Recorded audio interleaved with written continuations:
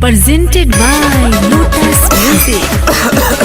अरे ये कौन बम है जी जो खोख रहा है? सभी कांवरियों से निवेदन है कि जो बम खोख रहा है उससे दूरी बनाएं और सोशल डिस्टेंस का पालन करते हुए चले। हर हर महादेव, जय शिव शंभू। आई बारू संगे धनिया सो देव घर हो, पर कोरोना के सुना बड़ी डर हो। मुँह मारो कोरोना के। आई बारू संगे धनिया सो देव घर हो, पर कोरोना के सुना बड़ी डर हो। रही हो सावधान तनी हो के, देखी हो जवन बम खूबे खोखे, ओह से रही हो तानी दूर हो के। देखी हो जवन बम खूब खोखे, ओह से रही हो तानी दूर हो के।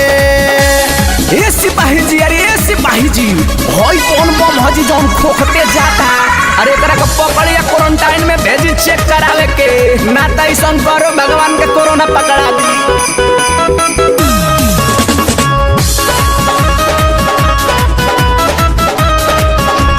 लाइन में होला सुना बड़ी धक्का मुकी, भीड़ भर में जान रही है भले जाई रुकी। सभी कांवरियों से निवेदन है कि दूरी बनाए रखें। लाइन में होला सुना बड़ी धक्का मुकी, भीड़ भर में जान रही है भले जाई रुकी।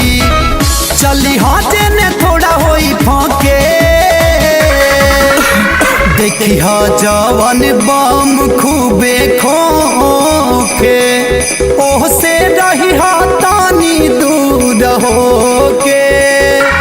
देखी हा जवन बम खूब खोखे, ओह से रही हा तानी दूर हो के।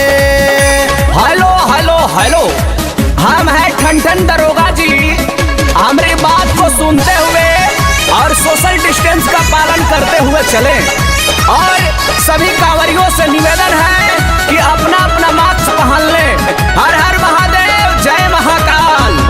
धनंजय मारुति संगे करिहा जल ढारी, सोशल डिस्टेंस में बाड़े पंडा पुजारी। सभी कांवरियों से निवेदन है कि अपना अपना मास्क पहन ले। धनंजय मारुति संगे करिहा जल ढारी, सोशल डिस्टेंस में बाड़े पंडा पुजारी।